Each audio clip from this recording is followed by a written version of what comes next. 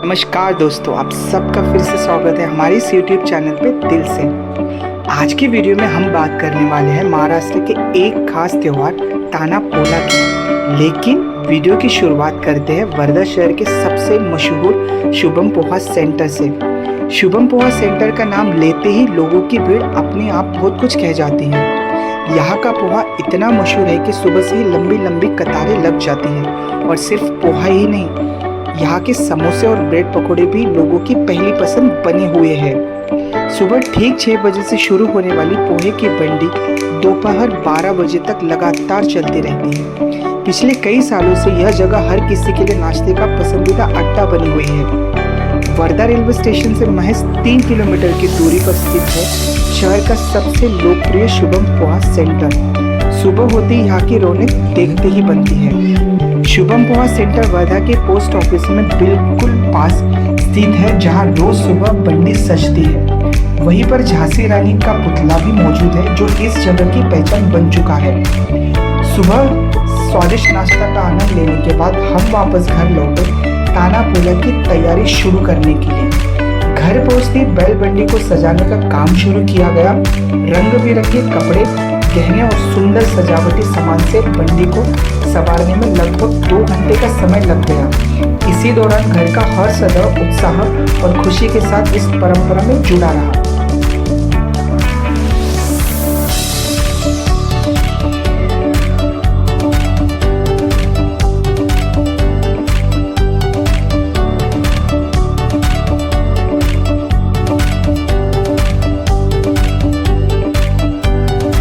महाराष्ट्र का ताना पोला एक बहुत ही खास और प्यारा त्योहार है। इसे बच्चों का पोला कहा जाता है, क्योंकि इसमें असली बैल नहीं बल्कि खिलौने के बैल सजाए और पूजे जाते हैं। यह त्योहार बैल पोला से एक दिन पहले मनाया जाता है। बैल पोला में असली बैलों को सजाया जाता है, उन्हें नहलाया जाता है और पूजा की जाती है, ताकि खेती में उनके मेहनत का आदर किया जा सके। लेकिन बच्चों को इस परंपरा से जोड़ने के लिए अलग से ताना पोला बनाया गया।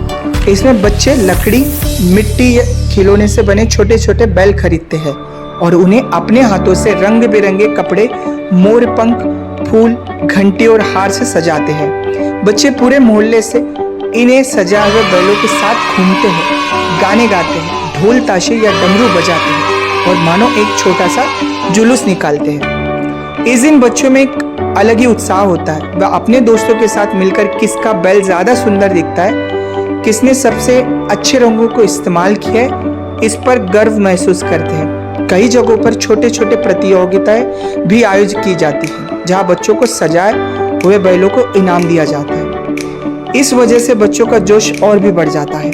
यह त्योहार केवल खेलकूद या मस्ती तक सीमित नहीं है, बल्कि इसके पीछे गहरा संदेश छिपा है। ताना पोला बच्चों को खेती बाड़ी और बैलों की अहमियत समझाने का एक तरीका है। पहले के समय में खेती का सारा काम बैल पर निर्भर था।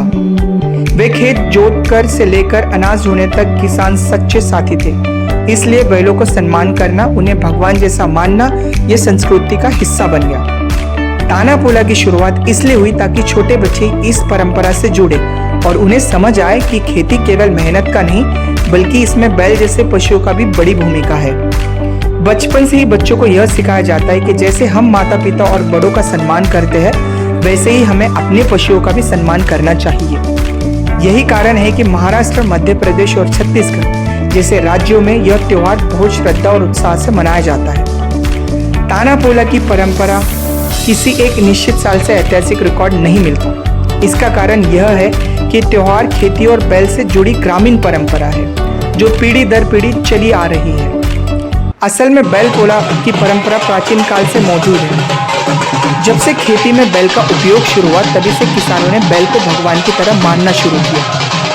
बैल को नंदी यानी भगवान शिव का वाहन भी माना जाता है, इसलिए धार्मिक दृष्टि से भी उसका बहुत महत्व रहा। इसी वजह से बैल पोला हजारों साल पुरानी परंपरा मानी जाती है।